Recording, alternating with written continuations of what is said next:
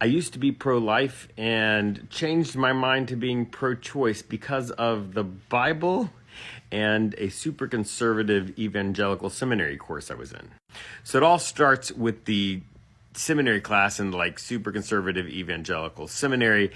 It is an ethics class. We're supposed to argue pros and cons, have a debate on different issues. Nobody was doing on the abortion issue would sign up for the pro-choice side.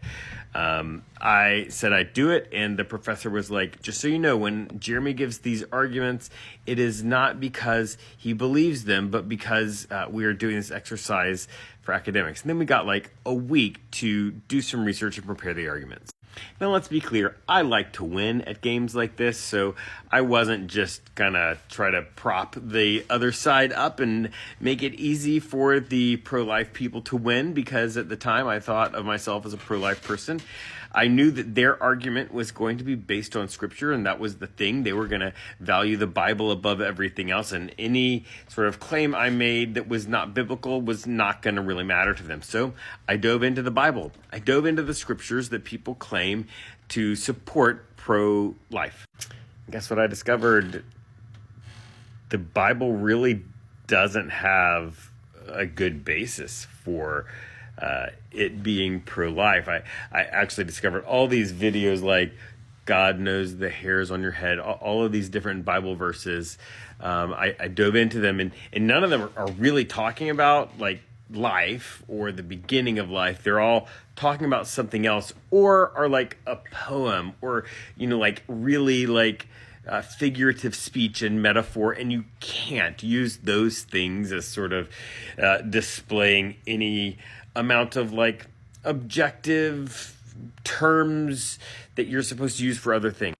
Then I find out that in the Old Testament, which is where all of these things are, they didn't believe that life started at conception. They believed that life started with the first breath, the ruach, the pneuma. That like breath was the source of life, and so nothing was alive until it breathed, which throws all of the pro-life stuff for a real big loop.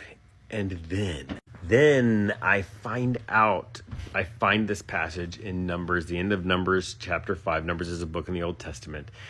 End of Numbers chapter 5, where when a woman is caught in the act of adultery or suspected of adultery, the husband brings her to the temple, and the priest in the temple mixes some sand, the sand into some water, and it is called the water that brings the curse. And when you mix the special sand with the water, the woman drinks it. If she's pregnant, it causes her to miscarry, which is abortion. And it was directed by God, and it was part of their religion, and that was it.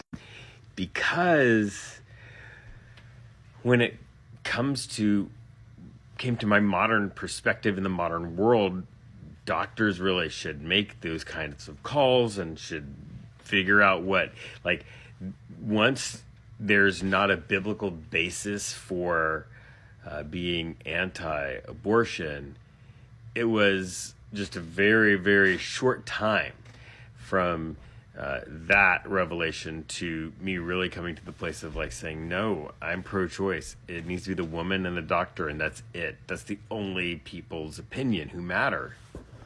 But remember, there was the debate. I hope you're all wondering. I hope you're really wondering, because everybody was expecting me to be a good pro-lifer and make it easy for the conservative people to win the debate, but I wasn't.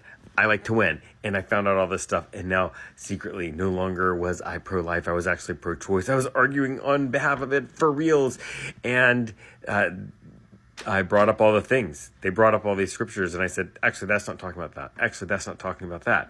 Actually, look, this is a poem. That's not. And then I said, okay, so now can I make my argument? Here's this thing in Numbers chapter 5. I read the scripture. They had nothing. At the end of the day, they asked who won the debate, and it was me.